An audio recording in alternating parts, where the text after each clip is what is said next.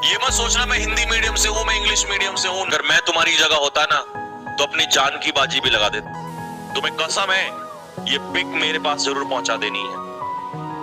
अगर मेरा contact number कुछ भी ना हो तो यही ये स्टोरी सुनो, ये कहानी सुनो जरा। आपको शायद थोड़ा सा आपके अंदर के जो आत्माएं मर गई हैं कुछ लोगों की, है ना, जमीर खत्म हो गया है और उन्हें लगता है कि माता पिता जो होते हैं सब बेवकूफ होते हैं, क्योंकि हम 18 साल के जवान है ना, 18 में एडल्ट हो जाते हैं तो हम यंग हो चुके हैं। आप 18 साल के जवान हो चुके हैं तो आपकी नजर में आपके माता पिता जो होते हैं वो सब बेवकूफ होते हैं। उन्हें लगता है कि यार तुमने कुछ देखा है कि हमने 18 साल में बहुत कुछ देख लिया।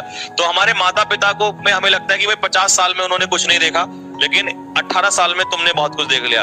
हमारा कोई भाई है, हमारी कोई बहन है या कोई चाचा है, कोई भी है, हमें सब क्या लगते हैं, बेवकूफ लगते हैं। हमें लगता है जो कुछ भी है हमने सब कुछ सीख लिया है, इससे बढ़ के दुनिया में कुछ भी नहीं है। ठीक है, तो ऐसे जिनके जमीर मर चुके हैं जिन लोगों के, उन लोगों के लिए ये स्टोरी है, जरा सुन लेना। कहानी है जरा क्या है मैं बताता हूँ, स्पेशली उन्हीं लोगों के लिए है। ये जो बुजुर्ग है ना बेटा, ये जो दादाजी आप दिखाई दे रहे होंगे, ठीक है ना, ये एक्चुअली क्या होते हैं, फौज में होते हैं। ठीक है, इनकी मूछें देख रहे हो। और कुछ इंसान जो होते हैं आपके दादाजी वगैरह जो होते हैं, आप कई बार कहते हैं कि जब मैं पैसा कमाऊंगा ना मैं आपको ये दूंगा वो दूंगा। वो कहते हैं कि हमें तेरा पैसा नहीं चाहिए, उनका एक ही वर्ड आता है, वो कहते हैं तू बस अपना नाम रोशन कर ले, अपनी जिंदगी संभाल ले। तो किसी भी माँ बाप को, दादा दादी को पैसे की जरूरत नहीं होती। ये बात पहले कान खोल के सुन लेना। अगर तुम्हें ऐसा लगता है तुम्हारे पैसे से वो लोग जिएंगे तो ये बात गलत है। वो इसलिए कहना चाहते हैं कि जिससे तुम्हारा, अगर तुम ये सब चीजें करोगे, तुम्हारा नाम होगा तो उनका नाम ऑटोमेटिकली हो जाएगा। तो एक उम्र के बाद इंसान को पैसे की नहीं, नाम की जरूरत होती है। वो सिर्फ इसलिए, हमें लग रहा होता है कि मेरे पीछे इसलिए घर पड़े घर वाले की बस पता नहीं पैसा कमा दे, पैसा कमा दे। ये पैसे के लिए नहीं बेटा, नाम के लिए। किसके लिए? नाम के लिए।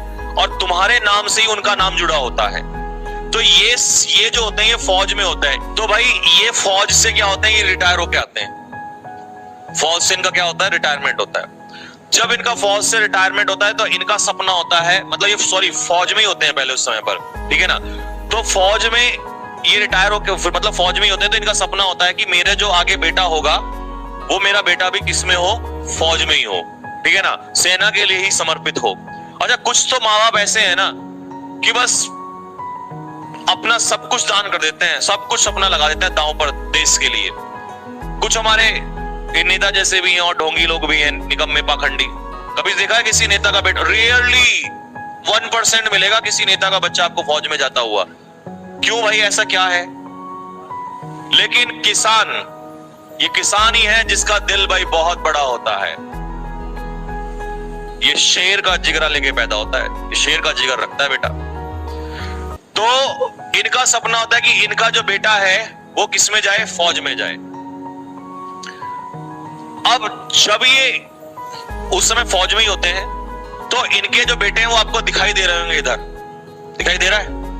इनके बेटे ये होते हैं, ये रिकमेंड हो जाते हैं और लेफ्टिनेंट बनते हैं। इनकी पीओपी हो रही होती है, इंडियन मिलिट्री एकेडमी में पीओपी हो रही होती है, ठीक है ना। अब उस समय इनको पहुंचना होता है, लेकिन ये गलती से इनकी पीओपी में उपस्थित नहीं हो पाते हैं। इस पिता का सपना है कि मेरा बेटा जो है वो लेफ्टिनेंट बने, और वो सपना वो देखना चाहते थे कि वो मेरे सामने खड़ा हो और उसे कंधे पे मैं सितारे लगाऊं। लेकिन क्योंकि ऑलरेडी उस समय आर्मी में थे, तो इनके जो बेटे हैं ये आईएमए में इनकी पासिंग आउट परेड हो रही थी, तो ये वो सपना इनका, हालांकि सपना साकार हो गया, लेकिन होता है ना कि मैं समझ रहा हूं ना, वो फीलिंग भाई, वो फीलिंग ही अलग होती है। ये रोंगटे खड़े हो जाते हैं उस समय पर। वो फीलिंग अलग होती है कि मतलब अपने बच्चे के कंधों पे सितारे लगाना, ठीक है ना। तो ये गलती से वहां नहीं पहुंच पाते हैं। इनको अफसोस है, मतलब खुशी है, बहुत खुशी है, मूछे, ठीक है ना, बहुत खुशी है, लेकिन एक दिल में कसक रह जाती है अंदर। यहाँ पे कसक क्या होती है? कसक ये होती है कि यार मतलब होता है ना कि बस मैं वो चीज नहीं कर पाया। अब भाई फौज में है तो रूल रेगुलेशन तोड़ नहीं सकते, ये अपनी जगह पोस्टेड थे, उस समय वहां से आ नहीं सके, ठीक है ना। तो दूसरी चीज, अब क्या हुआ कि चीजें आगे बढ़ती चली गई। तो इनके दो पुत्र हुए, एक ये साहब है और एक ये साहब है, ठीक है ना।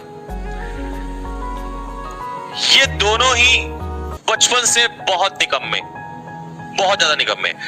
दादाजी के अंदर ये बात कहीं ना कहीं खनक रही थी कि सपना तो पूरा हुआ लेकिन थोड़ा सा अधूरा हुआ। मतलब होती ना बात कि बस वो चाहिए था उनको, कि वो कंधों पे सितारे वो चाहिए थे उनको।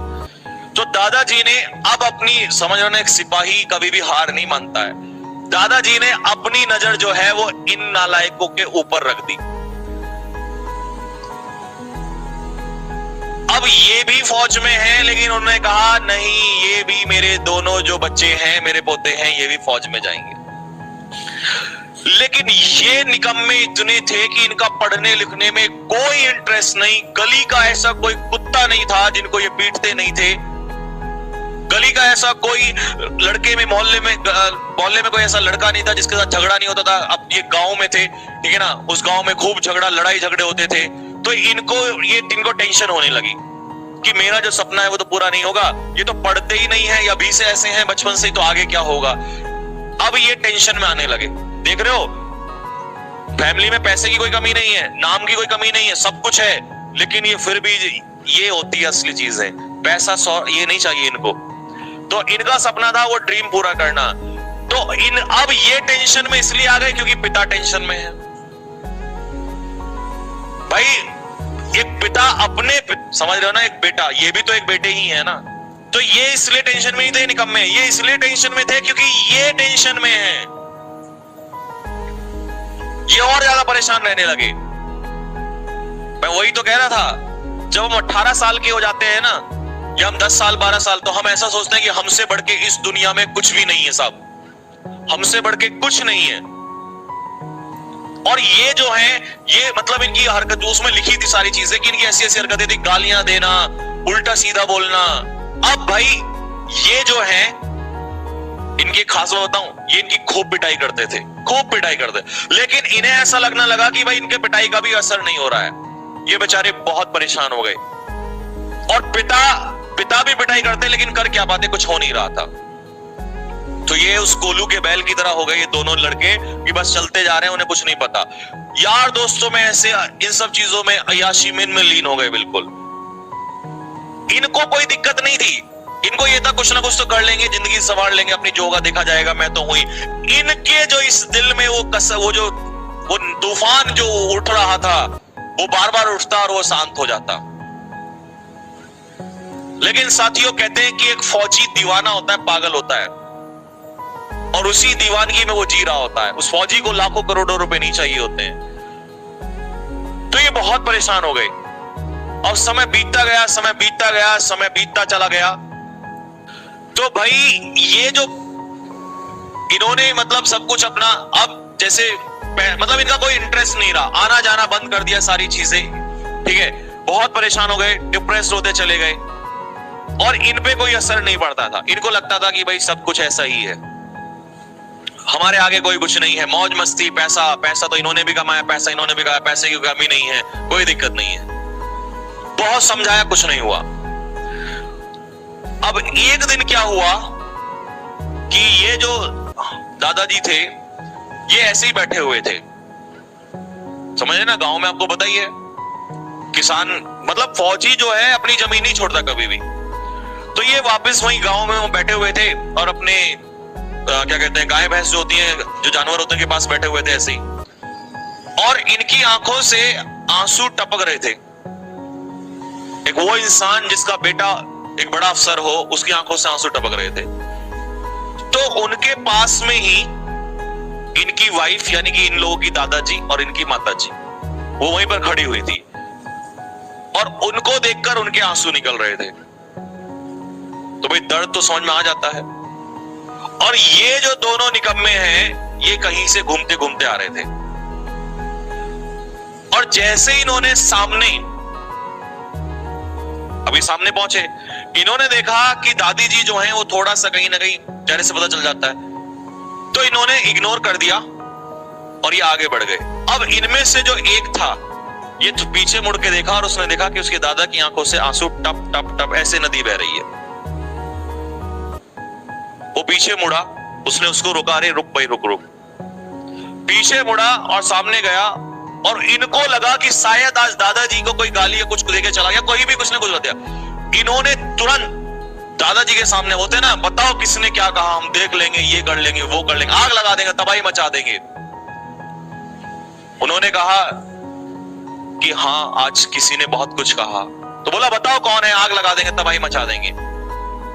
तो इन्होंने कहा आज मेरे दिल ने मुझे बहुत गालियां दी और मुझे फाइनली मैं हार गया हूं कि मैं और मेरा बेटा जो है तुम्हें समझा समझा के पागल हो गए हैं। और फिर इन्होंने ये बात बताई कि मेरा एक सपना था, क्योंकि इन्होंने बोला कि भाई इन्होंने बोला कि सर आपकी दादाजी आपने हमें पहले क्यों नहीं बताया कि बेटा आपको ऐसा लगता है सबको कि मैं पैसे के लिए कि कमाई के लिए कर रहा हूं कि तुम कमाओगे तो और हम अमीर हो जाएंगे। नहीं, मेरा ये सपना था, मेरा ड्रीम था। जैसे ही इन्होंने ये बात सुनी इनके दिमाग पे चोट लग गई। पिता तो छोड़ो, उस पिता के भी पिता की आंखों में आंसू, और किस वजह से? सिर्फ हमारी वजह से। उनको दिमाग में वो चीजें टकरा गई, चोट लग गई भाई।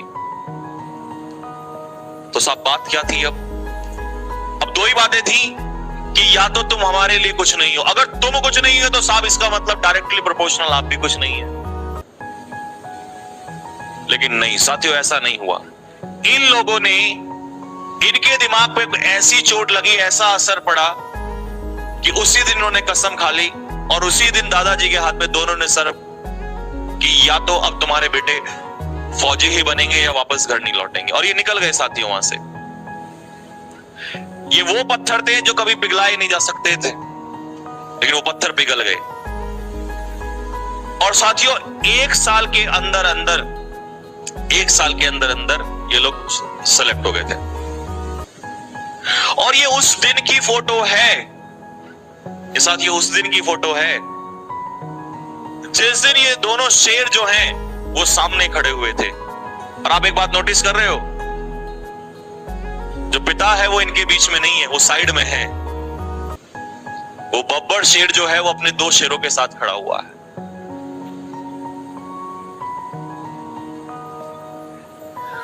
अब जिंदगी में चाहे कुछ भी हो जाए, लेकिन उसकी जिंदगी सक्सेसफुल हो चुकी है। उसे पैसा नहीं चाहिए, उसे तुम्हारी दौलत शोहरत नहीं चाहिए, उसे ये देख रहे हो साथियों, ये मूछें कभी नीचे ना होने देना, इसी के लिए जिंदगी जी जाती है। तब इनको समझ में आया, ये देख रहे हो ना एक्सप्रेशंस, ये खुशी कि हमने क्या करने चले गए थे और सच्चाई। जिंदगी इसी का नाम है साथियों, जिंदगी इसी का नाम है, जिंदगी इसी का नाम है, बाकी सब तो दिखावा है। और एक बात और बताऊं आपको, एक बात और सुनना ध्यान से। इन्होंने स्पेशली जब ये सामने खड़े थे, क्योंकि स्टार लग चुके थे,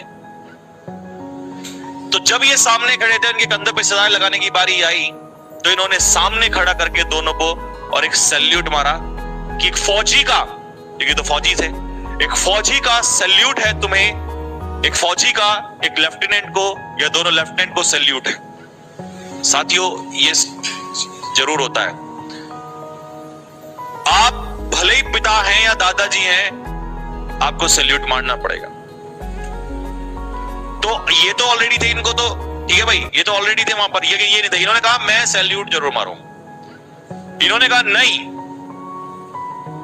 ऐसा बड़ा अपराध मत करो, लेकिन नहीं, वो खुशी बर्दाश्त नहीं हो रही थी।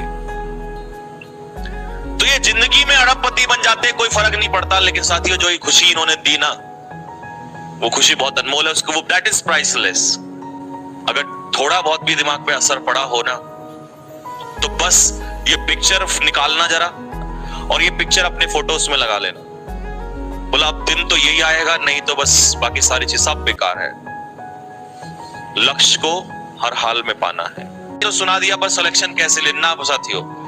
दिन रात पढ़ाई, ऐसे बहुत बच्चे हैं जो दिन रात पढ़ते हैं, उनके सिलेक्शन होते हैं। ये मत सोचना मैं हिंदी मीडियम से हूं, मैं इंग्लिश मीडियम से हूं, ना ऐसा कोई नहीं होता। मैं यहां से हूं, मैं वहां से हूं, ना आप भारत से हैं और भारत में रहने वाला हर कोई व्यक्ति फौजी है। तो आपको कोई ताकत नहीं रोक सकती अगर आप किसी दूसरे के सपने को पूरा करने जा रहे हैं। आई बात समझ में? क्योंकि हम तो देश प्रेम की सेवा में लगे हुए हैं और इसी रास्ते पे निकल गए हैं, ठीक है नहीं? बस आप यूं ही साथ जुड़ते रहिए और साथियों को जोड़ते रहिए अपने, ठीक है ना? और इस देश को बदल के रख देंगे, इस देश को ऊंचाइयों पर ले जाएंगे, अपने माता पिता का नाम रोशन जरूर करेंगे। और भाई